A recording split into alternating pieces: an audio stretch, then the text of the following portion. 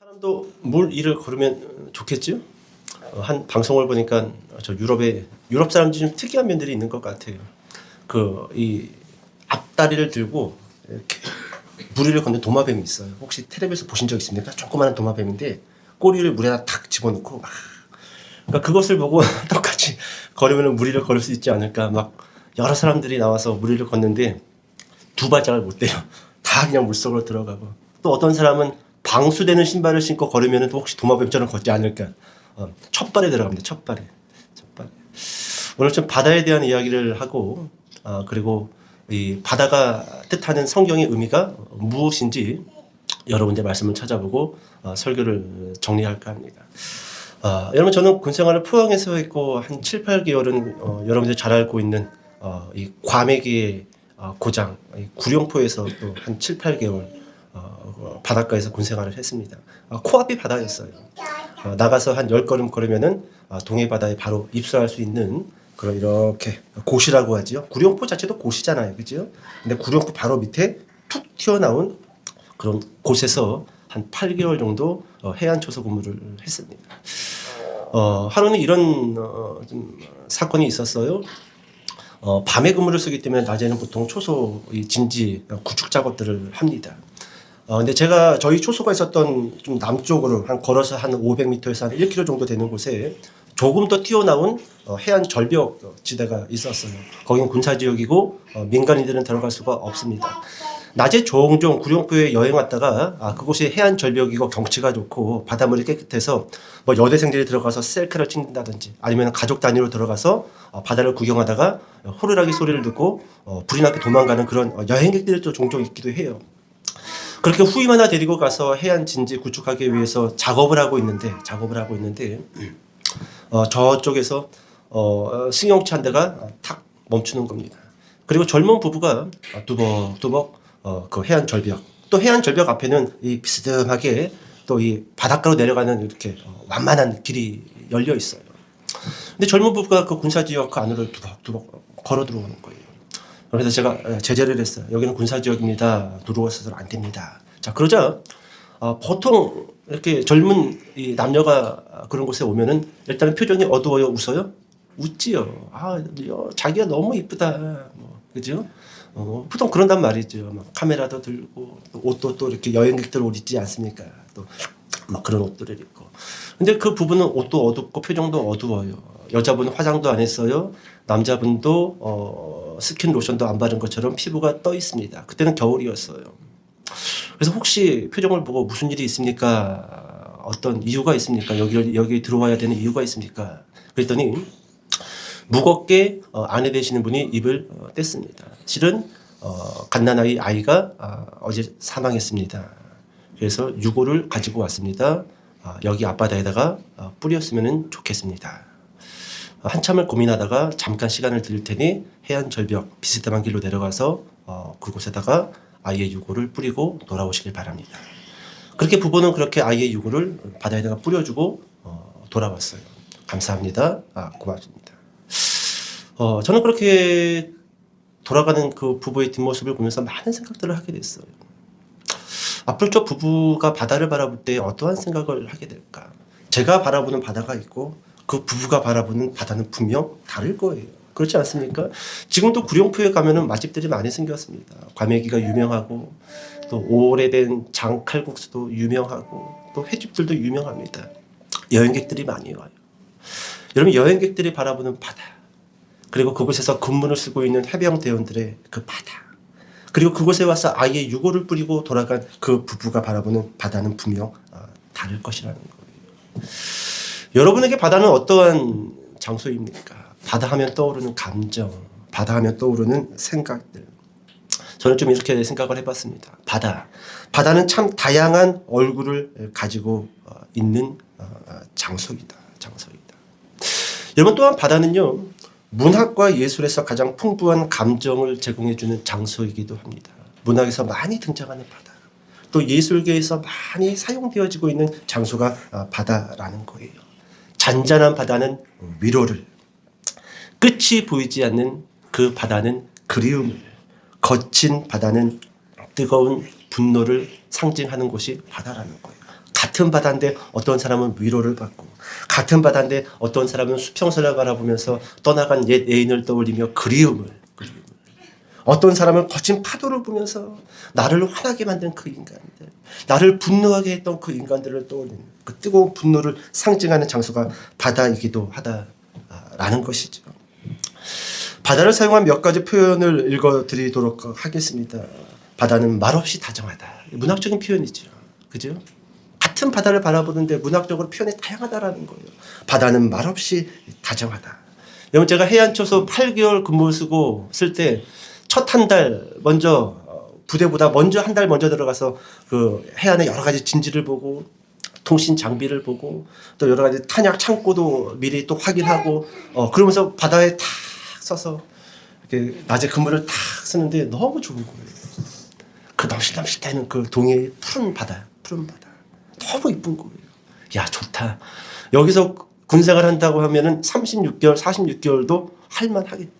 군사 지역이기 때문에 저녁에 이 랜턴 하나 가지고 가서 랜턴으로 바다만 비춰도 낙지들이 불빛 보고 이렇게 불빛 쪽으로 옵니다. 예, 불빛 쪽으로. 그럼 주전자 하나 들고 가서 낙지를 잡아가지고 이렇게 1시간만 비치고 있으면 한 10마리는 잡아요. 10마리는. 그러니까 머리는 질기니까 신병 2병 주고 나는 낙지 탕탕이 쳐가지고 초고추장에서 먹었던 기억들이 있어요. 군사 지역이기 때문에 바닷가에 돌에 돌미역이 붙어 있어요. 돌미역. 여러분들 먹는 미역은 미역도 아니에요. 군사 지역에 있는 돌미역을 먹으면요, 미역과 다시마 중간 정도의 미역인데 어른 손바닥 2배만 합니다. 그리고 퉁해요. 그거 칼로 뚝뚝 쓸어가지고 밥 한 숟갈 올리고 마늘 올리고 청양고추 올리고 초고추장 올려서 먹으면 기가 막힙니다. 기가 막혀요. 예, 군인들만 누릴 수 있는 혜택이죠. 잔잔한 바다. 그렇게 바다를 보면서 근무를 쓰고 너무 좋다, 너무 좋다, 너무 아름답다. 한 3개월 지나니까 초점이 흐려지고 제 입에서 침이 이렇게 흘리면서 내가 미쳐가는구나. 잔잔한 바다는 위로를. 예. 바다는 말없이 다정하다. 또 이런 표현이 있어요. 그리움은 파도처럼 반복된다. 이것도 문학적인 표현이죠. 예, 파도가 반복되지 않습니까? 옛날에 지나갔던 그 그리움은 파도처럼 반복된다. 또 이런 표현도 있습니다. 파도는 부서지며 마음을 흔든다. 가뜩이나 마음이 뒤숭숭한데 파도는 왜 또 내 마음을 흔들고 있는가. 다 문학적인 표현이라는 거예요. 자, 그렇다면 이런 바다. 여러분, 과연 고대인들에게 바다는 어떤 대상이었을까요? 고대인들, 아주 그 옛날 사람들에게는 과연 바다는 어떤 상징이었고, 바다를 가지고 어떤 꿈을 꿨고, 그들에게 바다는 어떠한 대상이었냐라는 거예요. 여러분, 고대 그리스의 문헌들을 살펴보니까 이렇게 바다에 대해서 정리를 했습니다. 바다는 철학의 요람이다. 제가 이따가 철학에 대해서 잠깐 이야기할 거예요.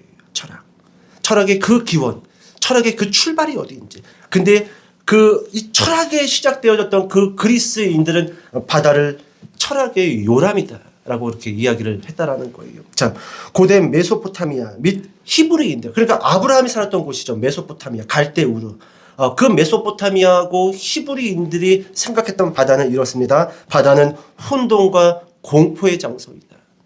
따라해 볼까요? 혼돈과 공포의 장소이다.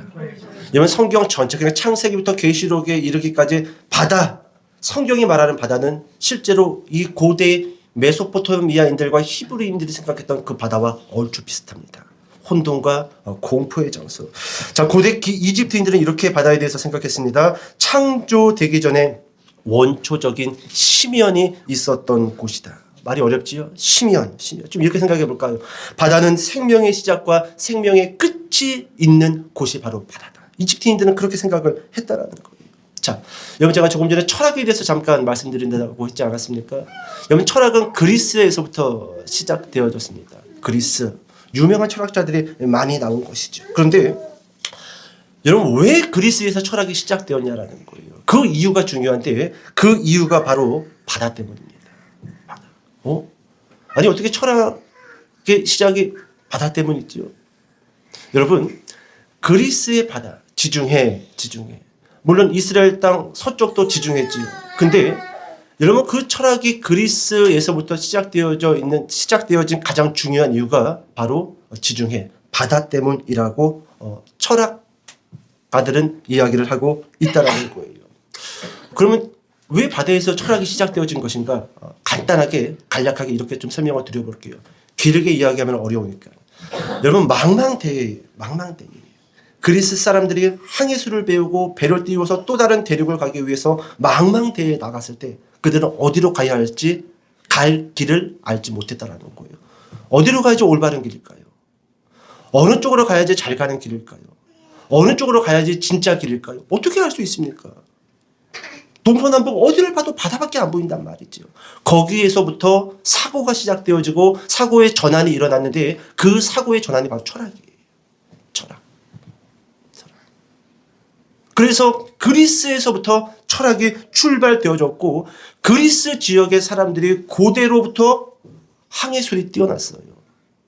그리고 항해술의 발전과 함께 무엇이 발전했냐면 철학이 발전되어졌다라는 것입니다. 여러분 고대 그리스 철학자 헤라클레토스라는 사람이 있습니다. 이 사람은 이렇게 이야기했어요. 지혜, 철학자들이 발견하고자 하는 것이 지혜입니다. 지혜는 유일한 길이다. 그런데 이렇게 이야기합니다. 그것은 바다에서 모든 백길의 방향을 가리키는 정신을 의미하는 것이다. 이게 고대 그리스 철학자가 이야기했던 이 말이에요. 지혜에 대해서. 지혜는 유일한 길이다. 그것은 바다에서 모든 백길의 방향을 가리키는 정신을 의미하는 것이다. 그러니까 철학, 지혜는 어디에서 출발된 거예요? 배가, 망망대해에 떠있던 그 배가 어디로 갈지를 정하는 것. 여러분, 왜 철학자들이 지혜를 갈구하죠? 여러분, 왜 철학을 공부하죠? 올바로 살기 위해서. 어떻게 사는 것이 제대로 사는 것인가? 사람과의 관계에서 어떻게 하는 것이 진짜로 올바른 것인가? 우리는 알지 못합니다. 나쁘게 하면 나쁘게 하는 대로, 좋은 사람에게는 좋게 하는 대로, 그냥 우리는 우리의 가는 대로 그냥 사람을 대하고 삶을 살지만, 여러분, 그게 전부가 아니라는 거예요. 어떻게 사는 것이 옳은 것인가? 어디를 바라보고 걸어가는 것이 올바른 것인가? 진리는 어디인가? 바로 바다에서부터 그 철학이 출발되어졌다는 거예요. 여러분 이런 말이 있어요. 유명한 말인지는 모르겠습니다. 근데 저도 책을 더듬다가 읽은 말이에요. 근데 아주 괜찮은 말입니다. 잠깐 읽어드릴까요? 문명이 발달하기 위해서 큰 강이 필요하지만 인간의 정신이, 인간의 사고, 인간의 생각이 한 발자국 더 나아가기 위해서는 바다가 필요하다. 멋지지 않습니까? 저만 멋져요? 문명이 발전하기 위해서는 강이 필요하지만 인간의 사고와 인간의 철학과 인간의 생각이 한 단계 성장되어지고 한 단계 성숙되어지기 위해서는 바다가 필요하다. 여러분 여기서 말하는 바다는 동해바다, 지중해를 말하는 게 아니에요. 망망대해에 여러분 자신이 던져져야 된다는 거예요. 그때 우리의 사고는 한 단계 앞으로 전진하게 되어지고 우리의 모든 지혜는 한 단계 성장되어지고 성숙되어진다는 거예요. 자, 본문으로 돌아가서. 여러분 요한복음 5장에서 베데스다 연못 38년 된 병자가 일어나 걸어갔지만 사람들은 예수님에 대해서 조금도 인식이 바뀌지 않았다는 거예요. 여러분 요한복음 6장으로 들어와서 보리떡 5개, 물고기 2마리를 가지고 성인 남성만 5천 명을 먹였습니다. 여자와 아이를 포함하면 3만 명일 수도 있고 5만 명일 수도 있습니다. 배불리 먹여놨는데 여러분 그 사람들조차도 예수님에 대한 인식과 사상과 생각과 믿음이 바뀌었어요? 안 바뀌었어요? 전혀 바뀌지 않았어요. 심지어 예수님과 함께 동행하고 직접 물고기와 떡을 떼었던 사도들의 믿음과 사상과 생각도 바뀌었을까요? 안 바뀌었을까요? 안 바뀌었다라는 거예요.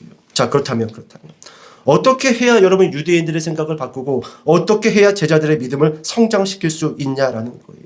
방법은 하나입니다. 그들을 데리고 망망대해 바다로 나아가야 돼요. 그 바다는 우리가 알고 있는 그 바다가 아니라 영적 망망대해로 그들을 보내야 된다라는 겁니다. 그래야 한 발짝 나아갈 수 있고 생각이 깊어질 수 있고 하나님을 바라보는 초점이 분명해질 수 있다라는 거예요. 여러분 16절 같이 한번 읽어보도록 하겠습니다. 16절. 자, 시작. 제자들이 바다에 내려와서 아멘. 여기 어떤 나라가 등장합니까? 바다가 등장합니다. 베데스다 연못 38년 된 병자를 일으켜 세웠지만 바뀌지 않았어요. 오병이어로 배불리 먹였지만 사람들은 바뀌지 않았습니다. 그리고 화면이 바뀌어서 16절에 저물매 제자들이 어디에 가 있습니까? 바다에 가 있다라는 거예요. 제자들이 자초해서 간 게 아닙니다. 예수님께서 너희는 배를 타고 갈릴리 바다를 건너서 가버나움으로 가라. 그래서 지금 제자들이 바다에 내려가 있다라는 거예요. 여러분 오늘 제자들은 바로 이 갈릴리 바다, 디베라 바다라고도 하지요. 제가 디베라 설명드렸어요. 왜 디베라 바다라고 하는지. 오늘 제자들은 갈릴리 바다 또는 디베라 바다 한가운데에서 그들의 사고와 믿음이 놀랍도록 전환되어지게 될 거예요. 그 장소가 바로 망망대해 바다였다라는 것입니다. 바다.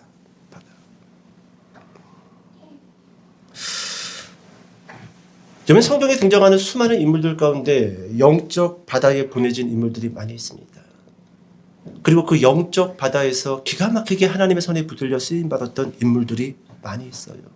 믿음의 조상 아브라함, 너는 본토 친척 아버지 집을 떠나 가라. 여러분, 처음에는 아버지와 함께 가족들 일부를 데리고 메소포타미아 갈대아 우르까지 올라오죠. 근데 거기서 더 나아가지를 못해요. 왜요? 갈대아 우르는 메소포타미아 경계선이에요. 그 경계선을 넘어가면 이방 땅이고 그곳에는 누가 사는지, 어떤 동물이 있는지, 어떤 부족이 공격할지 알지 못합니다. 한동안 갈대아 우르에서 오랫동안 아브라함은 우상 깎는 일을 하고 돈을 모으면서 아버지와 룻과 몇몇의 친척들과 함께 오손도손 잘 삽니다. 근데 한 번 더 하나님이 아브라함에게 나타나요. 너는 본토 친척 아버지 집을 떠나 내가 명령하는 곳으로 가라. 그곳이 어딜까요? 바다예요. 바다. 도움을 요청할 수 있는 사람이 없어요. 내가 알고 있는 산도 아니고 내가 알고 있는 지형도 아닙니다. 어디에 물이 있는지, 어디에 먹거리가 있는지, 어떤 이상한 사람들에게 공격을 받으면 누구에게 도움을 요청해야 될지, 여러분, 그것은 바다에 있다라는 거예요. 근데 아브라함은 하나님의 명령을 듣고 두 번째 출발을 합니다.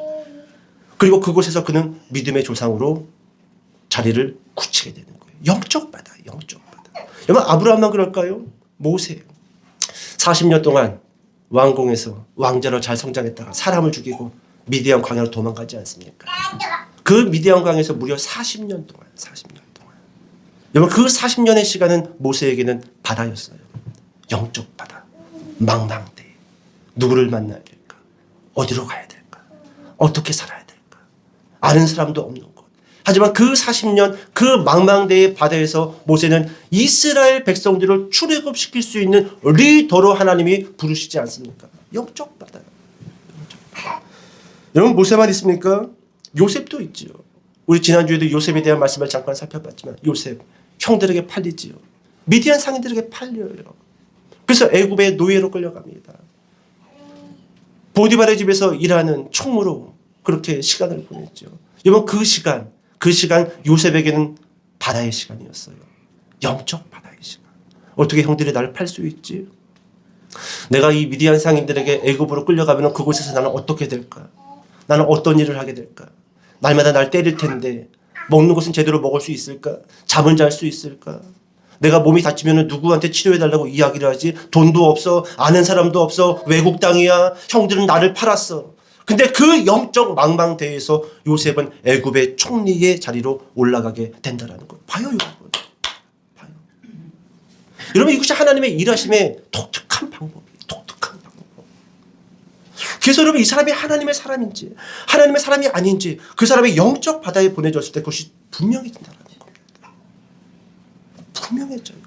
하나님의 사람들의 영적 바다, 그 망망대에서 어디로 가야 할지 못하는 여러분, 그와 같은 상황 앞에서 하나님은 철저하게 그 사람을 다듬고 훈련시킴으로 인해서 지금까지 그 사람이 가지고 있었던 사고와 철학을 전환시킨다는 거예요. 이게 철학입니다. 철학. 여러분, 그리스인들이 그 지중해 에게에서 어떻게 세계를 제패할 수 있는 항해술을 배웠는가? 말을 많이 하면 길지요. 어렵고. 근데 여러분, 그들은 그 바다에서 사고의 전환이 일어나기 시작을 했어요. 처음에는 바다만 보고 바다에 떠있는 어떤 섬만을 보고 움직이려고 했단 말이에요. 근데 더 바다로 나갈수록 섬은 보이지 않고 바다만 보인다는 거예요. 다시 돌아올 수밖에 없는 거예요. 이제 어떻게 가야 되나? 어디로 가지 제대로 갈 수 있는가? 사고의 전환. 어떻게 움직여야 될까? 그래서 그들은 바다를 항해하면서 더 이상 바다를 보지 아니하고 어딜 봤을까요? 어딜 봤어요? 하늘을 봅니다. 사고의 전환. 그 전까지는 하늘을 보면서 항해를 해야겠다는 사고를 한 번도 하지 못했지만 그들의 망망대해서 어디로 갈지 모를 때 그들은 사고의 전환이 일어났던 겁니다. 그리고 별을 보고 태양을 보고 달을 보면서 이쪽으로 가면 로마로 갈 수 있고 이쪽으로 가면 이집트로 갈 수 있고 이쪽으로 가면 대한민국으로 갈 수 있는지는 모르겠지만 사고의 전환이 일어났다는 거예요.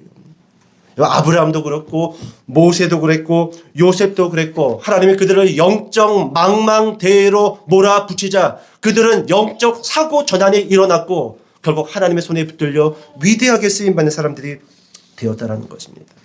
자, 그렇다면 여러분 성경에서 말하는 바다의 의미는 무엇일까요? 성경에서 말하는 바다의 의미 한번 따라해 봅시다. 악의 근원. 그렇습니다. 이것이 창세기에서부터 계시록까지 성경이 말하는 바다의 의미예요. 악의 근원, 그리고 불신자들, 그리고 사망과 죽음. 우리 요한계시록을 쭉 공부했지 않았습니까? 성경 통독반 작년에 제가 그때 여러 번 이야기했어요. 요한계시록에서 그 바다가 어떻게 멸망되어지는지, 그리고 계시록에서는 그 바다가 무엇을 상징하는지 제가 여러 번 설명드렸습니다. 이게 바로 성경에서 의미하는 바다예요. 악의 근원. 바다에서부터 모든 악의 근원들이 출발되어진다는 겁니다. 여러분 성경에 제가 알고 있는 그 지식 안에서 제일 먼저 하나님의 사람들을 갈아먹었던 바다가 있습니다. 그 바다가 어떤 바다죠? 홍해. 이것은 여러분 단순히 그냥 이스라엘 백성들이 출애굽해서 하나님의 명령하신 가나안 땅으로 들어가려고 하는데 바다가 있었다가 아니에요.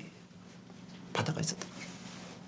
이번 구약의 선지자들은 이스라엘 백성들을 가로막았던 그 바다를 악의 근원으로 이야기합니다. 하나님의 백성들이 하나님의 부르심을 받고 하나님의 명령하신 그 땅을 향하여 걸어갈 때 세상이라는 거대한 바다가 그들을 가로막는다라는 거예요. 그래서 악의 근원이라, 악의 근원. 낭만적으로 바라볼 바다가 아니라는 거예요. 세상 사람들이 그 바다에서 놀고 있으니까 나도 이 바다에서 물 담그고 발 담그고 노는 그런 바다로 생각해서는 안 된다라는 거예요. 악의 근원, 악의 근원. 나로 하여금 하나님이 명령하신 그 나라로 걸어가지 못하게 하기 위해서 악한 사단이 내 앞에 펼쳐놓은 내 앞을 가로막게 한 바로 그 바다. 악의 근원, 악의 근원. 우리 말씀 하나 찾아볼까요? 이사야 74장으로 넘어가 봅시다. 이사야 74장.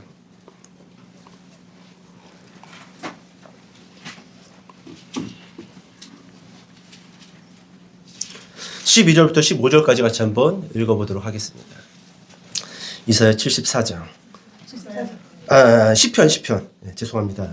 이사야 74장까지 없는데 자꾸 74장이. 네, 시편 74편. 시편 74편 12절부터 15절. 74편 12절부터 15절. 같이 한번 읽어볼까요? 자, 시작. 하나님은 예로부터 나의 왕이시라. 사람에게 구원을 베푸셨나이다.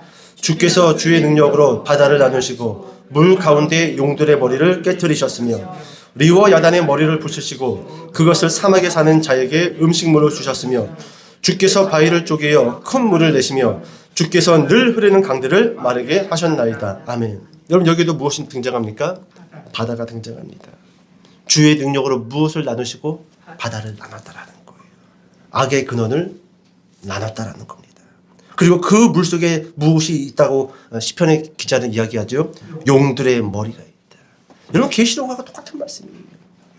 바다에서 10뿔을 가진 용이 올라온단 말이죠. 그러니까 악의 근원, 악의 근원, 악의 근원.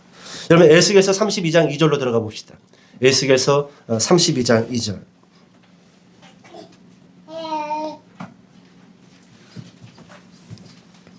에스겔서 32장 2절.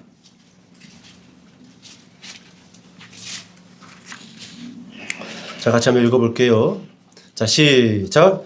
인자야, 너는 애굽의 바로 왕에 대하여 슬픈 노래를 불러 그에게 이르라. 너를 여러 나라에서 사자로 생각하였더니 실상은 바다 가운데에 큰 악어라. 강에서 뛰어 일어나 발로 물을 휘저어 그 강을 더럽혔도다. 여러분 여기도 바다가 등장해요. 계속해서 성경은 바다를 악의 근원, 사단이 출몰하는 지역, 사단이 숨어 있는 곳으로 말해주고 있다라는 거예요. 우리 계시록 넘어가 볼게요. 요한계시록으로. 요한계시록부터 3번의 말씀을 찾아볼 건데 먼저 13장 1절입니다.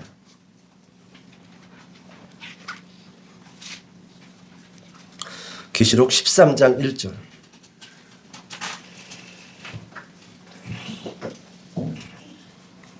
자, 같이 한번 읽어봅시다. 13장 1절. 자, 시작.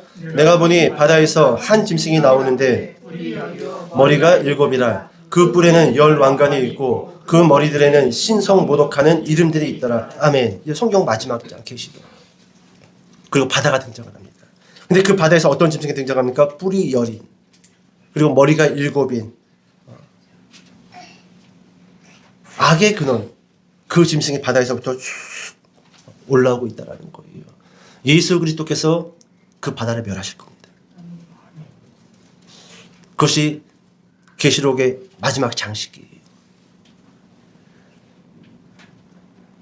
여러분 성도들이 이쯤 되면 우리가 생각해야 될 거 한 가지가 있어요. 하나님의 나라를 바라보지 못하게 하고 하나님의 교회를 온전히 세우게 하는 일들에 있어서 그것을 가로막고 있는 것은 다 바다입니다. 근데 우리는 그것을 붙잡으려고 해요. 우리는 그곳에 몸을 담그려고 합니다. 근데 여러분 예수님은요. 우리가 붙잡고 우리가 몸을 담글 그 바다를 오시는 날에 다 없애실 거예요. 없애실 거예요. 잘 기억할 필요가 있어요.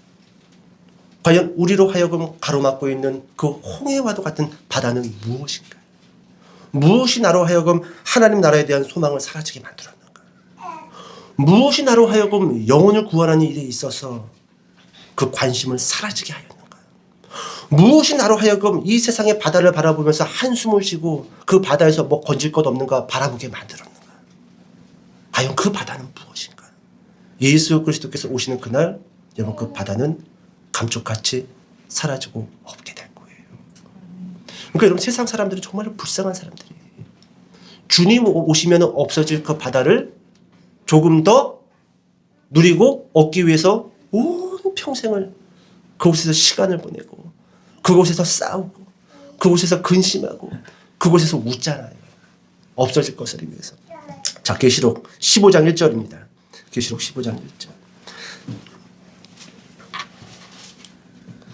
자, 시작. 또 하늘에 크고 이상한 다른 이적을 보매 7 천사가 7 재앙을 가졌으니 곧 마지막 재앙이라 하나님의 진노가 이것으로 마치리로다. 또 내가 보니 불이 섞인 유리 바다 같은 것이 있고 짐승과 그의 우상과 그의 이름에 수를 이기고 벗어난 자들이 유리 바닷가에 서서 하나님의 거분구를 가지고. 여러분 1절을 다시 한번 보세요. 하늘에 크고 이상한 다른 이적을 보면 7 천사가 이제 마지막 재앙을 준비하는 거예요. 마지막 7가지 재앙을 천사들이 준비합니다. 7 천사가 7 재앙을 가졌으니 곧 마지막 재앙이라. 하나님의 진노가 이것으로 미치리로다. 마지막 7 재앙을 이제 천사들이 준비하고 있습니다. 근데 여러분 2절에 보니까 내가 보니 무엇에 불이 났어요? 바다에 불이 났다라는 거예요. 바다. 여러분 어떻게 바다에 불이 납니까? 여러분 이것은 우리가 알고 있는 그 바다가 아니에요. 제가 지금까지 설명드린 그 바다, 세상이라는 바다. 그 바다는 불이 타 없어지고, 그리고 보세요. 짐승과 그의 우상과 그의 이름의 수를 이기고 벗어난 자들이 성도들이지요. 성도들. 그 바다에서 벗어난 자들. 그 바다를 초점 삼지 않았던 자들. 그들이 봐요 여러분. 유리 바다가에 어떻게 해서 서서 하나님의 거분고를 가지고 하나님을 찬양한다는 거예요. 여러분 예수님께서 바다 위를 걸으신 그 사건을 우리는 단순히 우화거리로, 단순히 이적거리로, 단순히 표적거리로 말씀을 나눌 내용이 아니라는 거예요. 이것은 창세기부터 계시록까지 악의 근원인 그 바다, 그 바다를 온전히 걷고 짓밟고 승리하실 분이 예수 그리스도라는 거예요. 예수 그리스도. 그래서 여러분 그 밤에 사고의 전환이 전혀 일어나지 않는 그 제자들을 망망대해 갈릴리 바다 한가운데 몰아놓고 유라굴라 강풍이 아니죠. 그건 사도 바울이 만난 강풍이죠. 큰 폭풍을 만나게 하심으로 인해서 제자들로 하여금 사고의 전환이 일어날 수 있도록, 그리고 뚜벅뚜벅 그 풍랑치는 그 바다를 예수님이 걸어오시는 거예요. 얼마나 멋졌을까요? 바람이 왼쪽에서 오른쪽으로 불었을까요? 오른쪽에서 왼쪽으로 불었을까요? 보통 사람이 그럴 때 앞에서 뒤로 불어야지 멋있는데 머리가 싹 올 때 그러다 뒤에서 불면 형편없어. 그죠? 우리 또 이렇게 멋지게 꾸미고 막 이렇게 누구 만나러 가는데 바람이 뒤에서 불어봐요. 아주 짜증나. 머리 그냥 딱 이렇게 앞으로 쏠리고 막, 아주 구질구질해요. 앞에서 싹 불어야지 멋지지. 아마 제가 봤을 때는 예수님도 바람이 앞에서 뒤로 불지 않았을까 싶어요. 자, 제자들이 딱 봐라 이 녀석들아 내가 얼마나 당당하게 이 바다를 걷는지 막 옷이 뒤로 막 휘날리면서 머리도 휘날리면서 그렇죠? 이것은 단순히 바다를 걸은 사건이 아니에요. 바다를 걸은 사건. 악의 근원 그 바다를 내가 밟고 일어날 것이다. 여러분 요한복음에는 기록되어져 있지 않지만 마태복음에 보게 되면은요. 무리를 걸어오시는 예수님의 모습이 얼마나 멋져 보였던지 우리 큰형님 베드로 형님이 주님 나도 멋지게 바다를 걷기 원합니다. 바람은 앞에서 뒤로 그리고 와라 베드로가 잠깐 걸어요 못 걸어요? 걷지 않습니까? 바다를 걷지 않습니까? 물론 믿음이 적기 때문에 큰 바람과 풍랑을 보고 바닷속에 잠깐 들어갔다 나오지만 걷지 않습니까? 이것은 예수님이 성도들에게 준 특권이고 특권이에요. 특권. 너희는 바다에 빠져 사는 존재들이 아니라 그 바다를 밟고 일어나서 승리하는 존재라는 거예요. 여러분 2026년도 그 어떠한 바다가 나를 근심하게 만들고 어둡게 만들고 초점을 흐리게 한다 할지라도 주님 나도 멋지게 바다 걷기 원합니다. 여러분 그렇게 고백하시길 바랍니다. 그럼 능력 주실 거예요. 감대함 주실 겁니다. 바다 위를 걷는 사람들. 자 이제 설교를 정리합시다. 자 본문 돌아와서 자 19절부터 21절까지 읽어볼까요? 요한복음 6장 19절부터 21절까지. 자 시작. 그 후에 제자들이 눈을 저어 시절이쯤 가다가 예수께서 바다 위로 걸어 배 가까이 오심을 보고 두려워하거늘 이르시되 내니 두려워하지 말라 하신대 이에 기뻐서 배로 영접하니 배는 곧 그들이 가려던 땅에 이르렀더라. 아멘 아멘. 이제 여러분 설교를 마칩시다. 여러분 이 제자들은 예수님의 명령을 듣고 바다를 가로질러 살짝 북쪽에 있는 가버나움으로 가려고 했단 말이에요.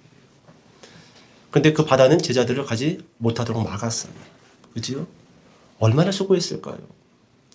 사복음서, 그러니까 마태복음이나 마가복음이나 요한복음을 통해서 이 본문을 보면은요, 해가 저물 쯤에 배를 탔어요. 근데 마태복음에 보면 밤 사경까지 헤맵니다. 밤 사경은 새벽 3시부터 6시 사이예요. 보통 여러분 해가 몇 시쯤에 집니까? 요즘은 한 5시, 6시면 집니까? 뭐 여름이나 쳐봅시다. 한 7시면 지잖아요. 그럼 여러분 7시부터 새벽 4, 5시까지 30분이면 건너갈 수 있는 그 거리를 광풍과 싸웠다라는 거예요. 누가요? 제자들이. 그리고 잠시 후 그 바다를 걸어오시는 예수님이 그 배 위에 탁 올라오시자 바다가 잠잠합니다. 잠잠해요. 여기는 여러 가지 해석적인 의미가 있지만 저는 좀 이렇게 여러분들에게 설명을 드리고 설교를 마칠까 합니다. 여러분 우리의 이 바다 한가운데에서 싸움은요 언제까지 싸워야 하는가 따라해 봅시다. 예수님이 오시는 날까지. 그렇습니다. 어디를 향하여? 주님이 가라고 명하신 그 나라를 바라보면서.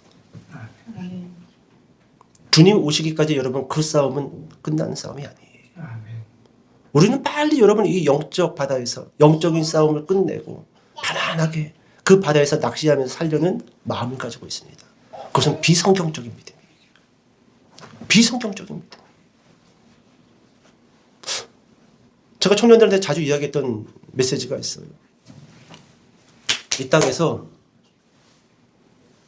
원 없이 주를 위하여 일을 하고 주님 부르실 때 손 탁탁 털고 뒤도 돌아보지 않고 주님! 저 들어갑니다.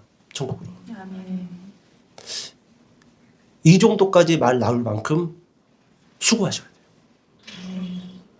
돼요. 이 땅에서 누리고 이리 피하고 저리 피하고 주님 부르실 때 손 털고 주님 이제 들어갑니다. 이런 사람 있을까요? 없어요. 미련만 남을 뿐입니다. 아유 자꾸 저 바다 아직 못 먹은 돌돔이 있는데 그거 한 마리 더 먹고 올라가야 되는데 미련만 남을 뿐이에요. 아니에요.